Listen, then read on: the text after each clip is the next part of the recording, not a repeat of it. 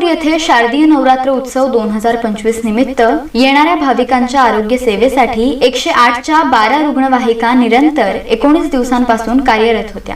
महाराष्ट्रासह कर्नाटक व आंध्र प्रदेश या दुसऱ्या राज्यांमधून तुळजापूर येथे भाविक पायी चालत दर्शनासाठी येत असतात। जिल्हा प्रशासन, जिल्हा शल्य चिकित्सक, जिल्हा आरोग्य अधिकारी, मंदिर संस्थान, तहसीलदार तसेच BVG MEMS 108 CEO, operation head, जिल्हा समन्वयक यांच्या मार्गदर्शनाने महाराष्ट्र आपत्कालीन वैद्यकीय सेवा 108 टोल फ्री क्रमांकाच्या रुग्णवाहिका सेवा देण्यासाठी लातूर, सोलापूर, बीड व जालना या जिल्ह्यांमधून कार्यरत असलेले आपत्कालीन वैद्यकीय अधिकारी, पायलट व इतर अधिकारी यांनी 24 तास भाविकांसाठी सेवा दिली। यात्रेच्या काळामध्ये भाविकांना रुग्णवाहिका तात्काळ उपलब्ध व्हावी म्हणून उपजिल्हा रुग्णालय तुळजापूर येथे यात्रेच्या कालावधीमध्ये स्वतंत्र 108 चे नियंत्रण कक्ष व प्रतिसाद अधिकारी यांची टीम 24 तास कार्यरत होती। तुळजापूरला जोडणाऱ्या रस्त्यावर घडलेल्या अपघातामध्ये ताबडतोब सेवा देऊन प्राण वाचवण्यात देखील 108 क्रमांकाच्या रुग्णवाहिकेमुळे यश आले। सर्वच भाविकांना व तुळजापूर शहरातील रुग्णांना या सेवेचा लाभ मिळाला। या सेवेमुळे तुळजापूर येथे येणाऱ्या भाविकांना मोठा दिलासा मिळाला आहे। बीव्हीजी मेम्स जिल्हा व्यवस्थापक अमित माळवतकर,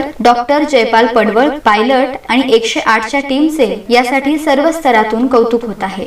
डी न्यूज मराठीसाठी लक्ष्मण दुपारगुडे, तुळजापूर।